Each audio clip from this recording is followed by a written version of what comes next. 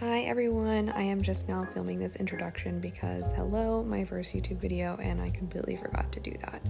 My name is Lauren and I love making sourdough, so follow along here for my favorite sourdough recipe and let me know if you have any questions down below. Okay, first of all, you should absolutely see the setup I have for my camera. It's ridiculous. We've got a bar stool, a step stool, Amazon box, and a little tripod, so bear with me here. I'm making a sourdough recipe. It's something I've been following for quite some time. I use for the love of sourdough recipe book. I go off of their traditional master sourdough and kind of tweak it a little bit based on my environment, since the people who wrote it live in much cooler environments than I do. And in Florida, you kind of have to tweak it a little bit. So I'm gonna go ahead and get started with it. I've got all my stuff here. I'm gonna go ahead and set my bowl on the scale here. You want to use the biggest bowl that you have. Mine barely fits on the scale. Hot tip, you really want to make sure that you zero out your scale so that way you're not having to do some ridiculous math, because no one has time for that.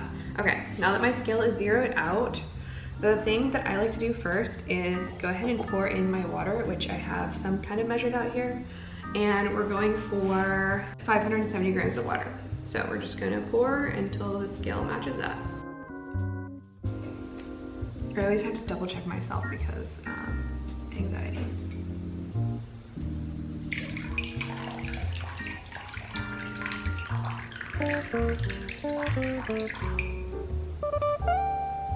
Okay, this is crazy. I think I have the perfect amount of water measured out. Okay, so I got a little bit too much. Really easy fix, just spoon it up. Okay, perfect. Yeah, that was amazing. Look how much I have left. The next step, you want to zero out your scale again, and then we're going to dump in 11. I started this last night and it's been cooking since about 8:30 last night is when I mixed it up. It's taken it a little bit longer to get super active and bubbly because it's colder here right now. You can just gauge that based on the time of year, the temperature. In the summer, it typically takes like just 6 hours for it to get where it needs to be. I'm gonna go ahead and dump this into my water. You'll know this is good to go. I learned this from the ladies who wrote the book. Your active limit should produce a really nice loaf if it is floating on top of the water. And you'll notice too, I didn't check the measurement here for this because when you prepare the leaven, you're preparing the exact amount of starter that you're gonna need for the recipe. So you're just gonna use everything that you have in the jar.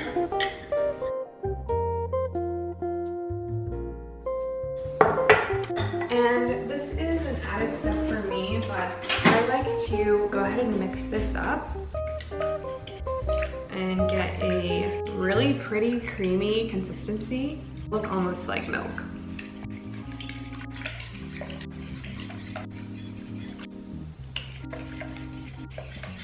Next up, we're gonna add our flour. Again, don't forget to zero out your scale. It's gonna seem like a lot of flour, and it is, but you're making 2 loaves with this recipe, so don't get freaked out. And the recipe amount is 800 grams. So I'm just going to dump flour until we get 800 grams.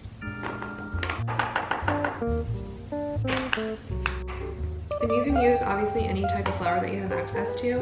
I typically like to use the King Arthur organic all-purpose, and they didn't have it in the store, so I just got the regular version. I went a little bit over, so I'm going to spit it out. Okay, perfect. Now we just mix it up. Bringing you guys over here so you can take a look. Here we go. This is what we're working with. You can see it's super thick. I'm just gonna mix this up. We have a sloppy mess of dough. I'm gonna let this sit for about 30 minutes and we'll be back. Now that the dough has been sitting for about 30 minutes, it's time to put in our salt. So what I'm gonna go ahead and do is measure that out. And the recipe calls for 15 grams. Like we did before, you're gonna put your bowl on the scale, zero it out, and then we're gonna measure out 15 grams. Okay, perfect. recipe, they recommend wetting your salt so that it works into your dough a little bit easier, and I found that that's super helpful. So I'm gonna go ahead and get a little bit of water in this and then grab my dough. And actually for this stage of working it in, I have been adding a little extra water in here because the air is dry and it's colder. So I feel like the dough benefits a little bit from the extra fish here. And I didn't mention it earlier, but in all steps of letting your dough sit or rest or proof, whatever you're doing at the time, you wanna make sure that you cover it. Some people like to cover it using a plate. I have found that in the many loaves that I've made, plastic wrap seems to work the best. It's not ideal, I wouldn't wanna be using plastic wrap, but I haven't found another solution at this point. I'm gonna set that aside so I can reuse it. And then I like to mix in the salt a little bit with the water, help it dissolve. And then we're going to just dump that into the dough. And now you're gonna get your hands dirty and mix it in. I like to spread it around.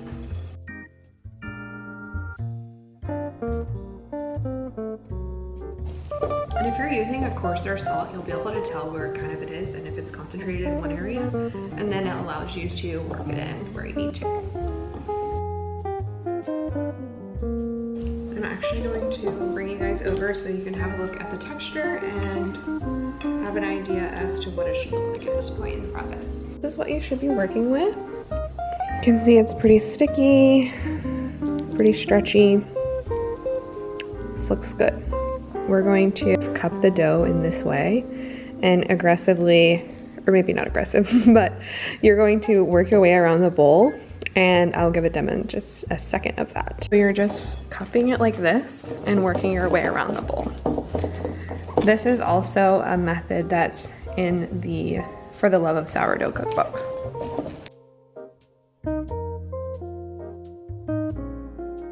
And with that, we're gonna go ahead and cover the dough, let it sit for 1 hour, and at that point then you'll start your first series of stretch and fold, which helps build the structure of the dough. That way it can give a nice poof, and yeah. Okay, we're back to do the first set of stretch and folds. This is a process where you're just pulling it up and stretching it over itself, and you're gonna run around the bowl a couple of times. And like I mentioned earlier, this is gonna help build structure in the dough so that it rises really pretty in the oven. So here we go. Okay, we're gonna go ahead and take this off, and again, save it so that you don't have to waste plastic any more than we already are. And I like to actually wet my hand, and then it makes it easier to grab it and pull it over. You just grab underneath, pull it over like that. And we do the same thing on this side. And you just work yourself all the way around the bowl. This is gonna help the bread establish some gluten development, because with this sourdough recipe, you're not kneading it. This is essentially building the type of structure that kneading would, except in a more gentle way. I'm just going around one more time, sealing it to itself. We'll do one more after this.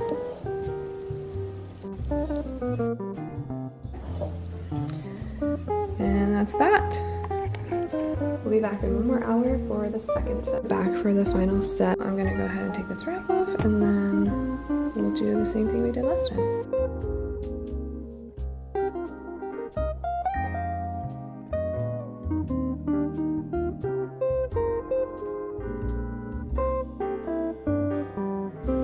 Okay, we're done. So rinse my hands off, and then we'll reapply the plaster. At this point in the process, you have the option to either let it bulk ferment on the counter in a warm spot, or place it in the fridge to bulk ferment overnight in the fridge, or like all day, whatever you want to do.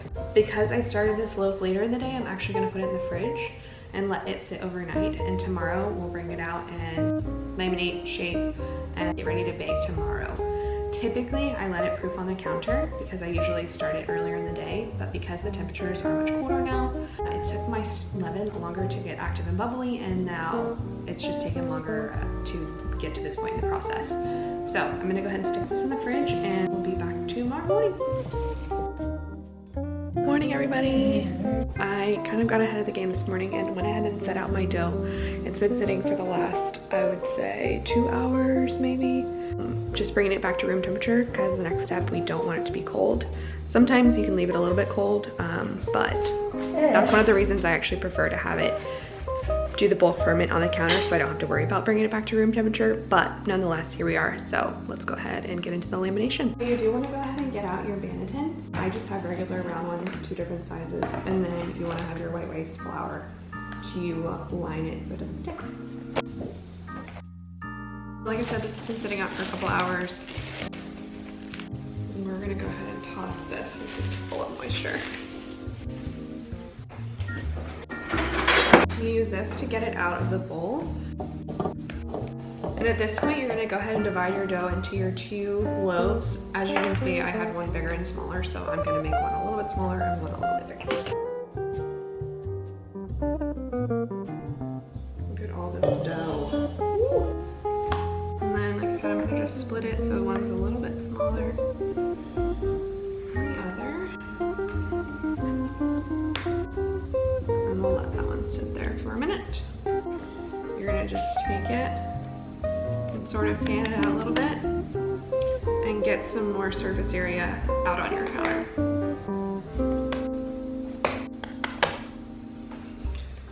You do a hot dog tri-fold here.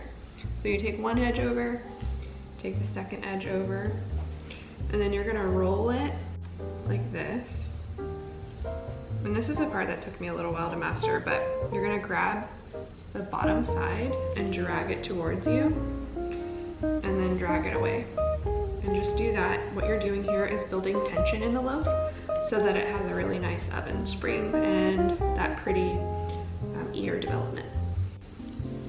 You want to be gentle when you do this. Don't do it too many times because you don't want to break it across the top.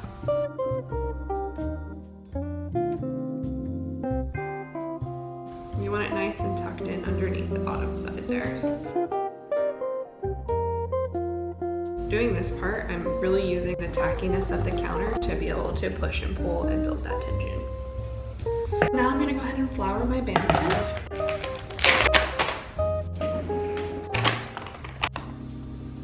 I'm gonna get this nice and evenly coated.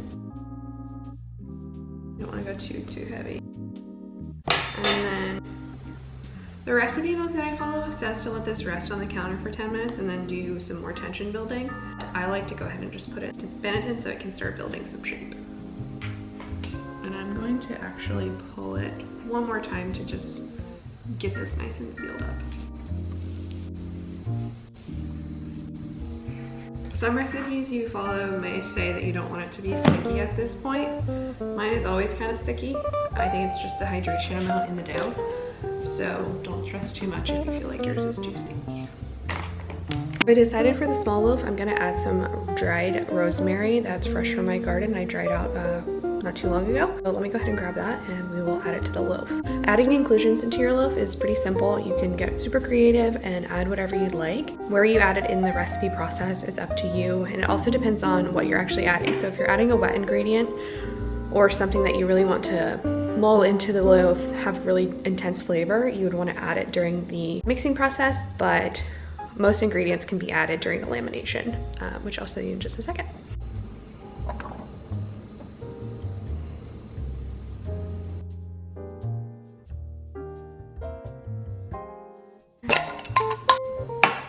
Stretch this one out.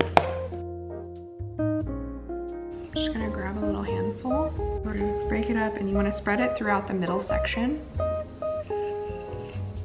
You can go as heavy or light as you want. I'm gonna go kind of medium. Then we're gonna fold the first side over and add some more right here on this layer.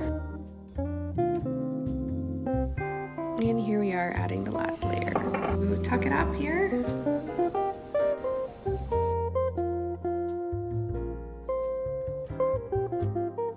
With inclusions, I will mention, you want to be extra gentle when you're building tension because as you can see, right here you can see the rosemary starting to peep through a little bit. And that's totally fine, but you want to be gentle with it because this is the top layer when you're going to be baking, so if it's poking out, it has a chance of burning.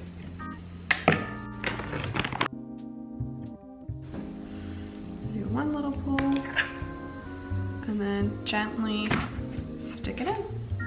Okay, the next step is to cover these really well. You want to get them nice and tight, and then we're going to refrigerate them for 1 to 2 hours until you're ready to bake, really.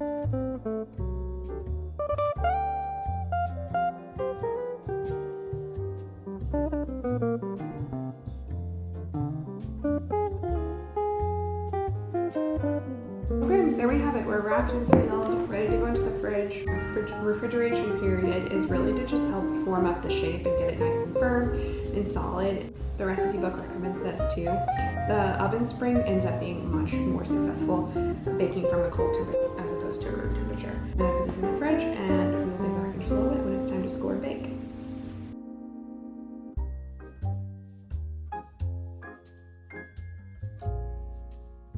So the next step in our process is going to be preheating the oven to 500 degrees, which I've already done and it's working on here. And then place your Dutch oven actually in the oven. You can see that I've got it in there, and that's going to allow your oven to go ahead and warm up so that the bread has a nice warm place to get into, and it'll really improve your oven spring. And after this, we're going to go ahead and score the loaves and get them ready to bake. I went ahead and pulled out my loaf from the fridge. I'm going to unwrap it.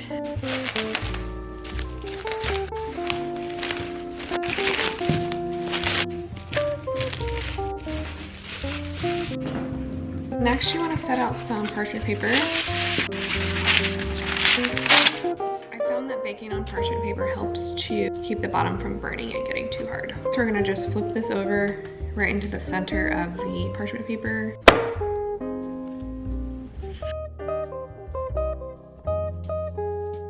And typically you would use a bread lame to score the loaf. I don't have one, I need to get a new one. So I'm just going to use a sharp knife. But what we're doing is creating a pocket or an avenue for the air to come out so that it doesn't just and come out in a weird way. This is also what makes it pretty.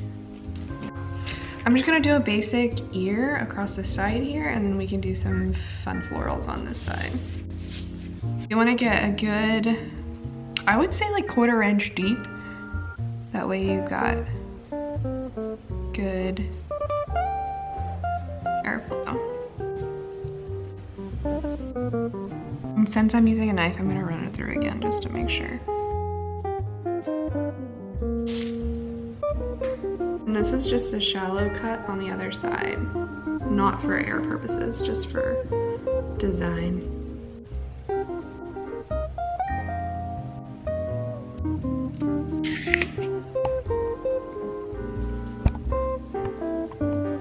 Here's an up-close view. We can see it's nice and deep over here on the side. And then we've got the design.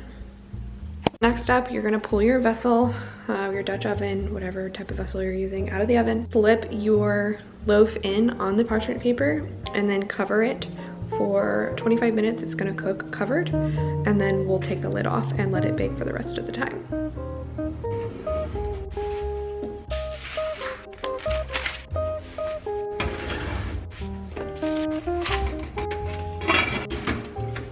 Now we're gonna knock this temperature down, if it isn't already knocked down, to 445. And it actually works out pretty well because setting it to 500, when you open the door, your bread in the vessel and put it back in the oven, it is going to automatically drop temp, and it drops just that right amount from 500 to 445. Like I said, we're gonna let it bake for 25 minutes and then come back and take the lid off.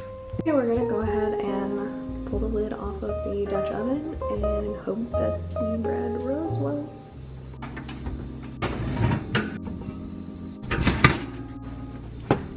And now it's gonna go for about 30 more minutes. Here we go, the moment of truth. It's time to take it out of the oven.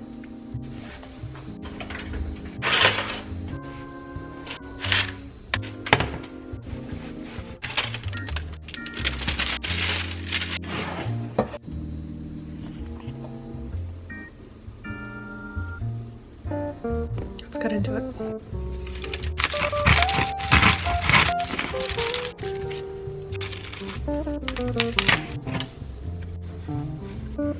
You'll notice that the crumb is a little dense.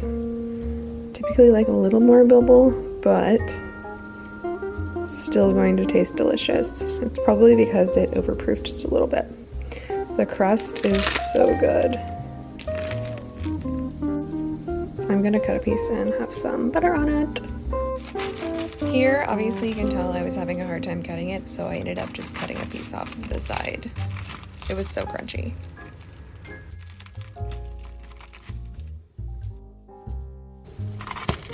This is like the most unpretty cut, but it's so spongy and delicious.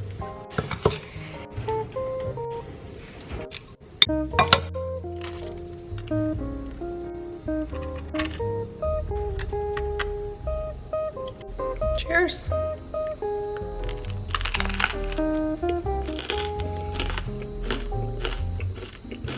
So good.